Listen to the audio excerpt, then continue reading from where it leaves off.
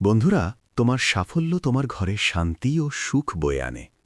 সর্বদা হাসি খুশি থাকা, সর্বদা খুশি থাকা এবং সুস্থ থাকা তোমাকে জীবনের সবচেয়ে আনন্দ এনে দেয় এবং তোমাকে পৃথিবীর সবচেয়ে সুখী মানুষ করে তোলে। আজ আমি যে গল্পটি বলতে যাচ্ছি তাতে সমগ্র বিশ্বের জ্ঞান এবং সকল সমস্যার সমাধান রয়েছে, তাই এই গল্পটি শেষ পর্যন্ত পড়তে ভুলো না। অনেক দিন আগের কথা, একটি ছোট শহর ছিল। সেখানে একজন অত্যন্ত ধনী ব্যবসায়ী থাকতেন। সেই ধনী ব্যবসায়ীর কাছে সবকিছুই ছিল, তার কোনো অভাব ছিল না। সে তার জীবনে অনেক উচ্চতা অর্জন করেছিল, সে অনেক সাফল্য অর্জন করেছিল। সে যেখানেই ব্যবসা করতে যেত সাফল্য নিশ্চিত ছিল। জীবনে একটি দিনও হারায়নি, তার ব্যবসাও সমৃদ্ধ হচ্ছিল। তার বাবা তাকে 4টি জিনিস শিখিয়েছিলেন, যা সে নিয়মিত অনুসরণ করত এবং মেনে চলত। এই জিনিসগুলির কারণে তার জীবন খুব সুখী ছিল। জীবনের প্রতিটি ক্ষেত্রে সে সফল ছিল। অনেক সময় কেটে গেল এবং এখন ধনী ব্যবসায়ী বেশ বৃদ্ধ হয়ে গেল। সে অনুভব করতে শুরু করল যে তার মৃত্যু নিকটবর্তী, সে যে কোনো সময় মারা যেতে পারে। সে জানত যে তার ছেলে খুবই সরল, খুব সরল। সে তখনও পৃথিবীর রীতিনীতি বুঝতে পারেনি। তাই সে তার ছেলেকে ডেকে বলল, বাবা, আমি আমার বাবার কাছ থেকে 4টি জিনিস শিখেছি এবং সেগুলি আমার জীবনে বাস্তবায়ন করেছি। সেগুলি অনুসরণ করার কারণেই আজ আমি সফল। আমি এত সফল, আমি সুখী জীবনযাপন করছি। এই সব কারণেই আজ আমি এত খুশি, সন্তুষ্ট এবং ধনী। আমি কখনো কোনো অসুস্থতায় ভুগিনি, কখনো অর্থের অভাবও অনুভব করিনি। আর তুমি দেখতে পাচ্ছ যে আমি এই শহরের সবচেয়ে ধনী ব্যক্তি। কিন্তু আজ আমার যা আছে তাতেই আমি সন্তুষ্ট, আমি খুশি। কিন্তু আমি চাই তুমি আমাকে ছাড়িয়ে যাও। তোমার আরও খ্যাতি অর্জন করা উচিত, তোমার আরও অর্থ উপার্জন করা উচিত। মানুষ তোমার সম্পর্কে জানুক, তোমাকে চিনুক, কারণ আমাদের সময় আলাদা ছিল আর তোমার সময় আলাদা হবে। ধনী ব্যবসায়ী তার ছেলেকে কাছে ডেকে বললেন, বাবা, আজ আমি তোমাকে আমার বাবা আমাকে যে 4টি গুরুত্বপূর্ণ জিনিস শিখিয়েছিলেন তা বলতে যাচ্ছি, এবং সেই কারণেই আজ আমি এত সফল। তুমি যদি এই সমস্ত জিনিস তোমার জীবনে অন্তর্ভুক্ত করো, নিয়মিত অনুসরণ করো এবং সেগুলি মেনে চলো, তাহলে তুমিও অনেক ধনী হয়ে উঠবে। তুমি খুব সুখী জীবনযাপন করবে। এই নীতিগুলি অনুসরণ করে তোমার পরিবার ক্ষতিগ্রস্ত হবে না এবং তোমার ব্যবসা কোনো সমস্যার সম্মুখীন হবে না। এই কথা বলে ধনী ব্যবসায়ী তার ছেলেকে 4টি জিনিস বলতে শুরু করলেন। পুত্র, প্রথমে ছায়ায় কাজ করতে যাও এবং সেখান থেকে ফিরে এসো। দ্বিতীয়ত, তোমার ঘরের চারপাশে চামড়ার বেড়া রাখো। তৃতীয়ত, সবসময় মিষ্টি খাবার খাও। এবং চতুর্থত, সবসময় তোমার স্ত্রীকে তোমার সাথে বেঁধে রাখো। এই কথা বলার পর ধনী ব্যবসায়ী এখন শান্তিতে ছিলেন। তিনি জানতেন যে তার ছেলে খুবই সরল। তিনি অবশ্যই তার বাবার কথা শুনবেন এবং এই 4টি নীতি তার জীবনে বাস্তবায়ন করবেন এবং সেগুলি অনুসরণ করবেন। কয়েক মাস কেটে গেল এবং তারপর একদিন ধনী ব্যবসায়ী মারা গেলেন। তার বাবার মৃত্যুর পর ধনী ব্যবসায়ীর ছেলে এই 4টি নীতি একটি কাগজের টুকরোতে লিখে রাখল, যাতে সে সেগুলি ভুলে না যায়। সে তার জীবনে সেগুলি বাস্তবায়ন করতে শুরু করল, সে সেগুলি অনুসরণ করতে শুরু করল। তার বাবা তাকে প্রথমে যা বলেছিলেন তা হলো ছায়ায় যেতে এবং ফিরে আসতে। তাই সে তার বাড়ি থেকে তার দোকান পর্যন্ত একটি তাঁবু তৈরি করেছিল, কারণ তার প্রচুর টাকা ছিল এবং কেউ তাকে বাধা দিতে যাচ্ছিল না। যখনই কেউ তাকে জিজ্ঞাসা করত যে সে কেন এটা করেছে, সে কেবল বলতো, আমার বাবা আমাকে এটা করতে বলেছিলেন। তারপর সে তার বাবার পরামর্শ অনুসরণ করত। তিনি তার বাড়ির 2 পাশে একটি চামড়ার তাঁবু তৈরি করেছিলেন। তিনি প্রাচীরটি তৈরি করে দিলেন। এটা দেখে তার আশেপাশের লোকেরা খুব রেগে গেল, এমনকি তারা তার সাথে ঝগড়াও শুরু করে দিল। কেউ কেউ জিজ্ঞাসা করল, তুমি এটা কেন করলে? কেন তুমি এই চামড়ার বন্যা তৈরি করলে? চামড়া থেকে এত দুর্গন্ধ বেরোচ্ছে এবং আমাদের কষ্ট হচ্ছে, আজই এটা সরিয়ে ফেলো। কিন্তু কেউ তার ক্ষতি করতে পারেনি, কারণ তার কাছে প্রচুর টাকা ছিল। অতএব কেউ বেশি দিন তার বিরোধিতা করতে পারেনি এবং সেও তার বাবার প্রতিটি কথা মেনে চলার মনস্থির করেছিল। তার বাবার তৃতীয় আদেশ ছিল তার খাবার মিষ্টি করা। ফলস্বরূপ সে তার স্ত্রীকে প্রতিদিন তার জন্য মিষ্টি রান্না করতে বাধ্য করেছিল, কখনো সেমাই, কখনো ক্ষীর, কখনো হালুয়া, কখনো মিষ্টি।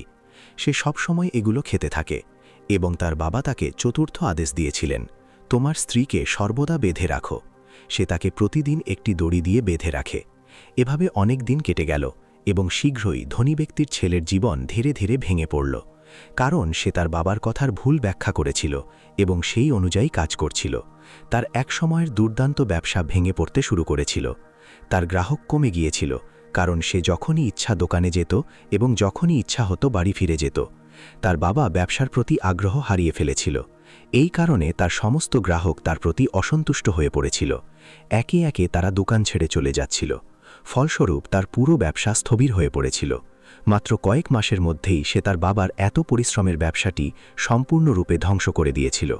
তার ব্যবসা ভেঙে পড়েছিল, যার ফলে সে খুব কষ্ট পেয়েছিল।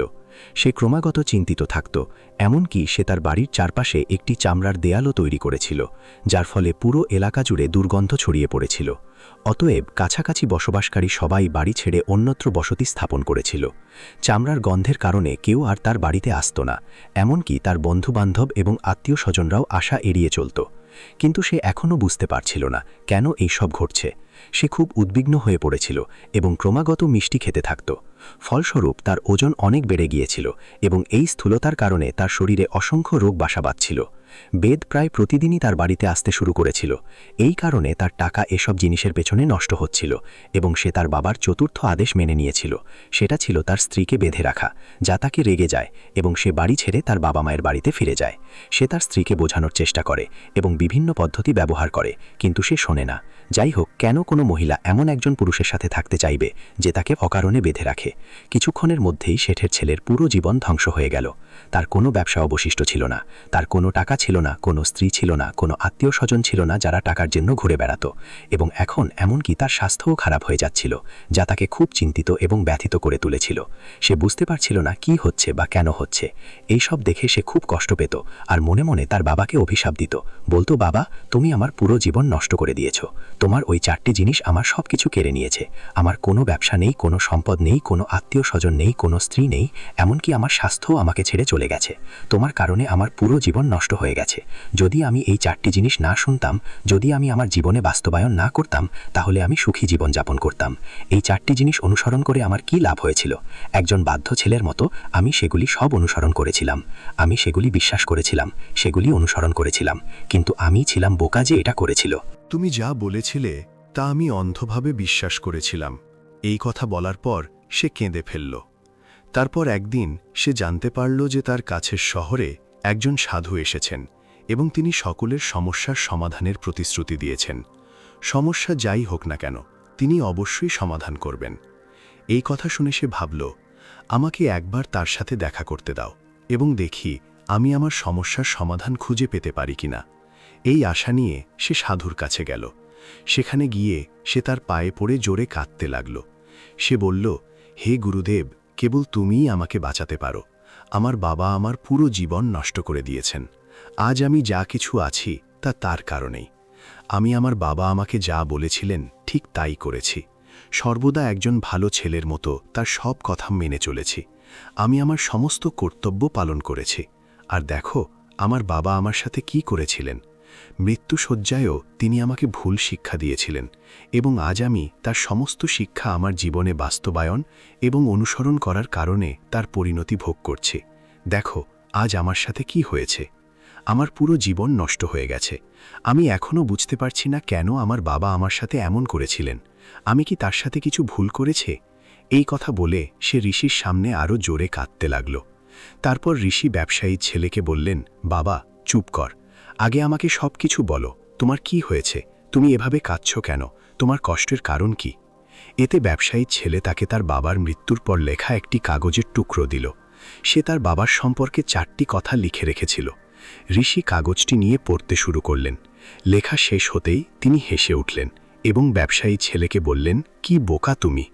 তোমার বাবা তোমাকে পৃথিবীর সমস্ত জ্ঞান দিয়েছেন, কিন্তু তুমি তা বুঝতে পারোনি। তুমি তা সঠিকভাবে অনুসরণ করতে পারোনি। আর তুমি বলছো যে তোমার বাবা তোমাকে ভুল পথ দেখিয়েছেন। তুমি তাকে ভুল বার্তা দিয়েছ। তোমার বাবা তোমাকে পরীক্ষা করছিলেন যে তুমি তার কথা বুঝতে পারো কিনা, তুমি সত্যিই তার কথা বুঝতে পারো কিনা। যদি সে চাইতো তাহলে সে তোমাকে স্পষ্টভাবে ব্যাখ্যা করতে পারত, কিন্তু সে চেয়েছিল তুমি নিজেই এর অর্থ শিখো, এগুলোর অর্থ নিজেই বুঝতে পারো। কিন্তু এখন মনে হচ্ছে তোমার বুদ্ধি সম্পূর্ণরূপে কলুষিত। তোমার চেয়ে বোকা মানুষ আমি আর কখনো দেখিনি। জগতের এত জ্ঞান থাকা মানুষ কিভাবে এত বড় বোকামি করতে পারে? তোমার কোনো জ্ঞান নেই, তুমি কোনো জ্ঞানই অর্জন করনি। যদি তুমি সত্যিই এই শব্দগুলোর অর্থ বুঝতে, তাহলে তুমিও তোমার বাবার মতো সফল এবং সুখী হতে। কিন্তু তুমি এত বোকা যে তুমি তোমার বাবার কথার ভুল ব্যাখ্যা করেছ। তুমি তাদের অর্থ সম্পর্কেও ভাবনি। তুমি যা বলেছিলে তাই করতে শুরু করেছ। যদি তুমি অর্থ বুঝতে না পারো, তাহলে তুমি একজন জ্ঞানী ব্যক্তির সাথে পরামর্শ করতে পারতে। তুমি তার কাছ থেকে অর্থ শিখতে পারতে। কিন্তু তুমি তোমার বাবার এই কথাগুলি যেভাবে বুঝতে পেরেছ তা আসলে ঠিক নয়। ধনী ব্যবসায়ী ছেলে বলে, গুরু, তুমি কি বলতে চাইছ? আমি কি আমার বাবার কথা সঠিকভাবে বুঝতে পারছি না? আর এতে বোঝার কি আছে?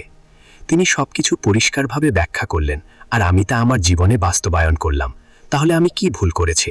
এই কথা শুনে গুরু আবার হেসে ব্যবসায়ী ছেলেকে বললেন, বাবা, এই জিনিসগুলির পিছনে আরও গভীর অর্থ আছে যা তুমি বুঝতে পারোনি। এই কারণেই তুমি এই বোকা ভুল করেছ, এবং সেই কারণেই তুমি তোমার পুরো জীবন নষ্ট করেছ। কিন্তু কিছুই হারিয়ে যায়নি। তোমার এখনও প্রচুর সময় আছে। যদি তুমি চাও, এখন থেকে কঠোর পরিশ্রম করে তুমি আবারও তোমার জীবনে সেই সুখ এবং সমৃদ্ধি অর্জন করতে পারো। ব্যবসায়ী ছেলে উত্তর দিল, ঠিক আছে, দয়া করে আমাকে এই 4টি জিনিসের অর্থ ব্যাখ্যা করো। এই 4টি জিনিস কি? এর মানে কি? ঋষি ব্যবসায়ীর ছেলেকে বলেন, তোমার বাবা তোমাকে বলেছিল ছায়ায় কাজ করতে যাও এবং ছায়ায় ফিরে আসো। এর মানে হলো তুমি সূর্যোদয়ের আগে দোকানে পৌঁছাও এবং সূর্যাস্তের পরে বাড়ি ফিরে আসো। এতে তুমি দোকানে তোমার সময় সর্বাধিক করতে পারবে। তুমি কাজটি ভালোভাবে বুঝতে পারবে। তুমি এটা ভালোভাবে করতে পারবে। তুমি তোমার মনকে প্রসারিত করার জন্য ব্যবহার করতে পারবে এবং তোমার কাজে উন্নতি করতে পারবে। কিন্তু তুমি এর ভুল ব্যাখ্যা করেছ। তুমি তোমার বাড়ি থেকে দোকান পর্যন্ত একটি তাঁবুও তৈরি করেছ যাতে তুমি শেরের কাছে আসতে পারো। এখন তুমি আমাকে বলো, তুমি কি সত্যিই তোমার বাবার কথার অর্থ বুঝতে পেরেছ? এই কথা শুনে ধনী ব্যক্তির ছেলে জোরে জোরে কাঁদতে শুরু করল এবং বলল, হে গুরুদেব, এটা আমার দোষ ছিল। আমি আমার বাবার কথার ভুল ব্যাখ্যা করেছিলাম এবং এর কারণে আজ আমি সম্পূর্ণ ধ্বংস হয়ে গেছি। আমি সবচেয়ে বড় বোকা। আমার বাবা আমাকে এত গুরুত্বপূর্ণ জ্ঞান দিয়েছিলেন, কিন্তু আমি সেই হিরেটিকে পাথর ভেবেছিলাম। ধনী ব্যক্তির ছেলে তখন গুরুদেবকে জিজ্ঞাসা করল, গুরুদেব, দ্বিতীয় জিনিসটি কি? এর অর্থ কি? আরও গুরুদেব দ্বিতীয় বিষয়টির অর্থ ব্যাখ্যা করেছেন, চামড়া ভর্তি করা। এর অর্থ হলো আপনার বাড়িতে একটি কুকুর বা বিড়াল রাখা উচিত। যখন আপনি একটি কুকুর বা বিড়াল রাখবেন, তখন এটি আপনার ঘরকে চারদিক থেকে রক্ষা করবে। এটি আপনার সম্পদ সম্পূর্ণ নিরাপদ রাখবে এবং আপনি চিন্তা ছাড়াই আপনার ব্যবসায় মনোনিবেশ করতে সক্ষম হবেন। আপনি চিন্তা ছাড়াই ব্যবসাটি বুঝতে এবং অগ্রগতি করতে সক্ষম হবেন। তদুপরি আপনি কখনোই ভয় পাবেন না যে কোনো চোর এসে আপনার সম্পত্তি চুরি করতে পারে। এটিই চামড়া ভর্তির আসল অর্থ। তবে আপনি এটিকে অন্য কিছুতে ব্যাখ্যা করেছেন। আপনি আপনার বাড়ির দুটি দেয়াল সম্পূর্ণরূপে চামড়া দিয়ে পূর্ণ করে দিয়েছেন, যার ফলে চারপাশে দুর্গন্ধ ছড়িয়ে পড়েছে। আপনার প্রতিবেশীরা তাদের বাড়ি ছেড়ে অন্য কোথাও চলে গেছে। এমনকি আপনার বন্ধুবান্ধব এবং আত্মীয়স্বজনও দুর্গন্ধের কারণে আপনার বাড়িতে আসা এড়িয়ে চলবেন। তুমি তাকে এড়িয়ে চলতে শুরু করেছ। আর এখন পরিস্থিতি এমন এক পর্যায়ে পৌঁছেছে যে কেউ তোমার বাড়িতে আসে না বা যায় না। আর এই কারণেই মানুষ তোমাকে অপছন্দ করতে শুরু করেছে। আর এটাই তোমার ধ্বংসের কারণ। শেঠের ছেলে আরও বলে, হে গুরুদেব, সব ঠিক আছে, কিন্তু খাবারের এই মিষ্টির কি হবে? আমিও কি ভুল ব্যাখ্যা করেছি? বাবার নির্দেশ অনুযায়ী আমি প্রতিদিন মিষ্টি খেতাম, আর দেখো আজ আমার ওজন কত বেশি। এই কারণে আমি নানা রোগে আক্রান্ত। আমি কি এটাও ভুল বুঝেছি? ঋষি শেঠের ছেলেকে বলেন, হ্যাঁ, তুমিও ভুল ব্যাখ্যা করেছ। খাবারের মিষ্টি মানে হলো তীব্র ক্ষুধা অনুভব করলেই খাওয়া উচিত, আগে বা পরে নয়। অন্যথায় যদি তুমি ক্ষুধার্ত না থাকো এবং তুমি খাবার পাও, তাহলে তুমি কখনোই তার প্রশংসা করবে না। সেই রুটি তোমার কাছে কখনোই মিষ্টি লাগবে না। খাবার যতই সুস্বাদু হোক না কেন, খাবার যতই চমৎকার হোক না কেন, তুমি কখনোই তার প্রশংসা করতে পারবে না। তুমি কখনোই তার সম্মান করতে পারবে না। কিন্তু যখন একজন মানুষ প্রচণ্ড ক্ষুধার্ত থাকে, তখন তার সামনে রাখা শুকনো রুটির টুকরোও তার কাছে এক টুকরোর চেয়ে কম নয়। সে তা ভালোবেসে খায়, সে তা সম্মান করে। সে তাকে সম্মান করে এবং সেই রুটি তার কাছে মিষ্টি লাগে। এই কারণেই তোমার বাবা বলেছিলেন যে মিষ্টি দিয়ে খাবার খাওয়া উচিত, যা তোমার স্বাস্থ্যেরও উন্নতি করবে। যখন একজন মানুষ ক্ষুধার্ত থাকে এবং সেই সময়ে খায়, তখন তা তার জন্য অমৃতের মতো। অন্যথায় যখন কেউ ক্ষুধার্ত থাকে না এবং সেই সময়ে খায়, তখন তা তার জন্য বিষের মতো। এটি তার জন্য অনেক ক্ষতি করতে পারে। কিন্তু তুমি এটাও ভুল ব্যাখ্যা করেছ। তুমি প্রতিদিন মিষ্টি খাওয়া শুরু করেছ। ফলস্বরূপ তোমার ওজন বাড়তে শুরু করে এবং এর ফলে তোমার শরীরে অনেক রোগ বাসা বাঁধে এবং এটি তোমাকে মৃত্যুর কাছে নিয়ে যাচ্ছিল। তাই আজ থেকে যখন খুব ক্ষুধার্ত বোধ করবে, তখনই খাওয়া তোমার জন্য খুবই গুরুত্বপূর্ণ। এটি উপকারী হবে এবং আপনার সুস্থ শরীর বজায় রাখতে সাহায্য করবে। আর যখন আপনার খাবারের প্রয়োজন হবে না, তখন আপনার ক্ষুধাও লাগবে না। এমন সময় কখনো না খাওয়া আপনার জন্য খুবই ক্ষতিকর প্রমাণিত হবে, এবং এটি ছিল আপনার তৃতীয় ভুল, যা আপনার পুরো জীবনকে নষ্ট করে দিয়েছে। ধনী ব্যক্তির ছেলে আরও বলে, চতুর্থ বিষয়টি স্পষ্টভাবে লেখা আছে, সব সময় আপনার স্ত্রীকে বেঁধে রাখা। এর অর্থ অন্য কিছু।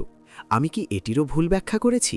সন্ন্যাসী উত্তর দেন, হ্যাঁ পুত্র, তোমার স্ত্রীকে বেঁধে রাখার অর্থ এই নয় যে তুমি তাকে প্রতিদিন দড়ি দিয়ে বেঁধে রাখবে, বরং এর অর্থ হল যখনই তোমাদের দুজনের মধ্যে কোনো মতবিরোধ বা ঝগড়া হয় তখন তোমার স্ত্রীকে ছেড়ে দিও না। যতক্ষণ পর্যন্ত একজন মহিলা তার স্বামীর সাথে আবদ্ধ থাকে ততক্ষণ সে তাদের সম্পর্কের সাথে আবদ্ধ থাকে, এবং এটি সম্পূর্ণরূপে বজায় রাখার জন্য সর্বাত্মক চেষ্টা করে। এমন সময়ে যদি তোমাদের মধ্যে তর্ক বা ভুল থাকে এবং তুমি তার হাত ছেড়ে না দাও, সে কখনোই তোমাকে ছেড়ে যাবে না। কিন্তু এর অর্থ এই নয় যে তুমি তোমার স্ত্রীকে নির্যাতন করবে। তোমার বাবা যা বলতে চেয়েছিলেন তা হলো, তুমি যার সাথেই সম্পর্ক রাখো তাকে তোমার সাথে এমনভাবে আবদ্ধ থাকতে হবে যাতে তারা ঝগড়া এবং তর্কের পরেও তোমার ক্ষতি করতে না পারে। তারা তোমার কোনো ক্ষতি করতে পারে না বা তোমার সুবিধা নিতে পারে না। সর্বদা তোমার সম্পর্ককে শক্ত রাখো, তাদের ছেড়ে দিও না, অন্যথায় তারা পিছলে যাবে। আমাদের বেশিরভাগই জীবনে এই ভুল করে। আমাদের নতুন সম্পর্কের জন্য কখনো সময় দিও না, যার ফলে তাদের সম্পর্ক শক্তিশালী হতে ব্যর্থ হয় এবং শেষ পর্যন্ত তাদের হারাতে হয়। তুমি একই ভুল করেছ। তুমি তোমার স্ত্রী বাঁধা, তাহলে সে তোমাকে কিভাবে ক্ষমা করবে? এজন্যই সে তোমাকে ছেড়ে চলে গেছে। তুমি তোমার স্ত্রীর সাথে যা করেছ তা ক্ষমার অযোগ্য, কিন্তু তুমি ভুল করেছ বলে তোমার স্ত্রীর কাছে ক্ষমা চাও। তাই যাও এবং তোমার স্ত্রীর কাছে ক্ষমা চাও, তাকে বাড়িতে ফিরিয়ে আনো। এই 4টি জিনিস তোমার বাবা তোমাকে বোঝানোর চেষ্টা করেছিলেন, কিন্তু তুমি এই সব জিনিসের ভুল ব্যাখ্যা করেছ, এবং সেই কারণেই তুমি সম্পূর্ণ ধ্বংস হয়ে গেছ। কিন্তু তোমার কাছে এখনও প্রচুর সময় আছে। যদি তুমি এই জিনিসগুলো সঠিকভাবে অনুসরণ করো, তাহলে তুমি তোমার জীবনে যা হারিয়েছ তা ফিরে পেতে পারো। এই জিনিসগুলোই আমাদের জীবনের সকল সমস্যার সমাধান। তুমি যেভাবে ইচ্ছা সেভাবে এগুলো দেখতে পারো। যদি তুমি সফল হতে চাও, তাহলে তোমাকে কঠোর পরিশ্রম করতে হবে। তোমাকে সূর্যোদয়ের আগে তোমার ঘর থেকে বের হতে হবে এবং সূর্যাস্তের পরে সবসময় বাড়ি ফিরে আসতে হবে, যাতে কেউ তোমার সম্পদ কেড়ে নিতে না পারে। তোমার সম্পর্কগুলোকে এমনভাবে লালন পালন করতে হবে যাতে তারা তোমাকে বিরক্ত না করে, তোমাকে আঘাত না করে অথবা তোমার সুবিধা না নেয়। এবং সর্বদা ভালো স্বাস্থ্যকর খাবার খাও। যখন তুমি ক্ষুধার্ত থাকো তখন খাও, যাতে তোমাকে দেওয়া প্রতিটি নিঃশ্বাসে তুমি সুখে থাকতে পারো। সর্বদা তোমার সম্পর্ককে শক্ত রাখো। এগুলো খুলে ফেলো, নইলে সেগুলো হারিয়ে যাবে। আর তোমার ঘরে একটা কুকুর বা বিড়াল রাখতে ভুলো না, যাতে তোমার সম্পদ সবসময় নিরাপদ থাকে। এই নীতিগুলি অনুসরণ করে তুমি যা হারিয়েছ তা ফিরে পেতে পারো। তুমি আরও উন্নতি করতে পারো, আরও সমৃদ্ধি অর্জন করতে পারো এবং তোমার জীবনকে আরও সুখী ও আনন্দময় করে তুলতে পারো। এই কথা বলে ঋষি শান্ত হলেন এবং ব্যবসায়ীর ছেলে তার ভুল বুঝতে পারল। সে তার গুরুর কাছে প্রণাম করে বাড়ি ফিরে এলো। সে তার জীবনে 4টি নীতি বাস্তবায়ন করল, বিশ্বস্ততার সাথে সেগুলো অনুসরণ করল। তারপর থেকে তার জীবনে ইতিবাচক প্রভাব দেখা দিতে শুরু করল। সে তার ব্যবসা পুনর্গঠনে সফল হল, সে তার স্ত্রীকে ঘরে ফিরিয়ে আনতে সফল হল এবং কিছুক্ষণের মধ্যেই তার জীবন সুখী ও আনন্দময় হয়ে উঠল। আমি আশা করি তুমি এই গল্পটি উপভোগ করেছ এবং এর থেকে শিক্ষা নিয়েছ। তুমি হয়তো কিছু শিখেছ। গল্পটি সম্পর্কে তোমার মতামত নিচের মন্তব্য বিভাগে মন্তব্য করে আমাদের জানাও। যাওয়ার আগে ভিডিওটি লাইক করো এবং আমাদের চ্যানেলটি সাবস্ক্রাইব করো। নমো বুদ্ধায়।